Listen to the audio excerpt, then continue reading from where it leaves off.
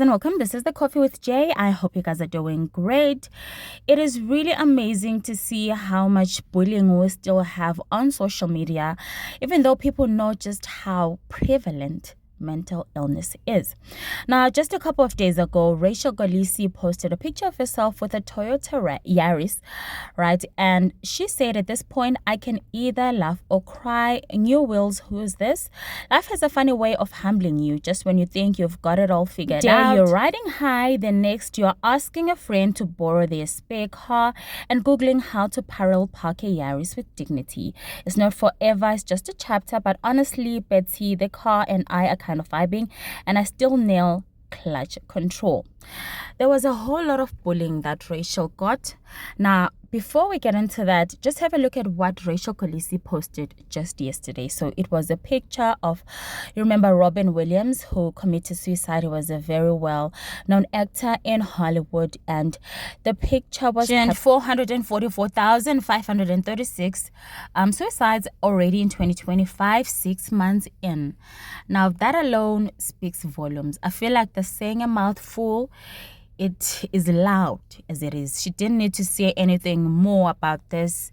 It was a statement more than anything. And I feel like it's because of the insensitive things people started to say to Rachel. Rachel has expressed the fact that she's going through a lot after the divorce, that it was kind of hard for her because she's never really had time to herself. She's been mothering Sia and obviously also taking care of the kids.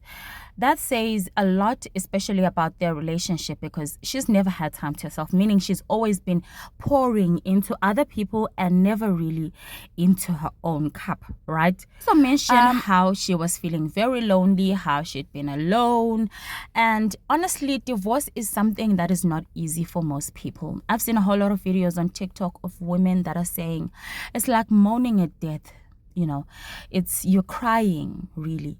So she's going through a lot. She really is. It's just trying to shed off a part of your identity, something that you were growing to be. And then all of a sudden, you have to go back to being Rachel Smith and no longer Rachel Kolisi. So it's a whole lot. And also betrayal, being cheated on, having a man mistreat you, abuse you, all of those things. And then there are people who come on social media and say, you're looking for sympathy. You want us to think Sia is not taking care of you. You want us to think Sia is not a good person. What should Sia do now? Should he start giving you money? Should he buy you a new car? What are you saying? Like, it was a whole lot of stuff that I just could not believe. For people who don't really know much about this relationship, apparently we know a lot. So guys, when someone posts something like that, it's a hint that we need to stop and reflect. It's heavy.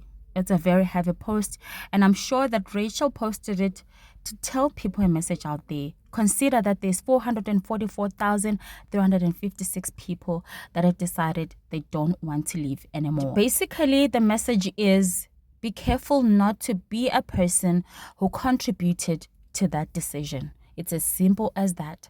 So we need to consider the things that we say, the words that come out of our mouths, or the words that we decide to type, really, because some of these things are just very insensitive. It's very, very painful. Yes, we have an opinion because celebrities really, they bring our lives out there to us, to consume. And sometimes I feel like we bite too much when we consume their lives. We bite just way too much, honestly, because why would we say that Rachel wants sympathy? Because she posted a Toyota Yaris? People started to say, why are you speaking about a Toyota Yaris like that? Is it not a car? Is it not a car? You were just too privileged. It's just showing just how ungrateful you are. You're whining like a little girl. Some people don't even have this car that you're complaining about and are out here complaining, yet you even have the car. So what do you want us to do about this?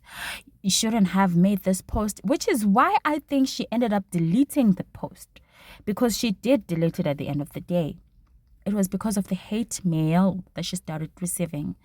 Please, guys, let's not contribute to those 444,000 people who decide to unalive themselves. Let's really be just a tad bit sensitive in these situations. Honestly, Rachel's story is painful, for me at least. Anyway, this is the end of this video. Thank you so much for watching.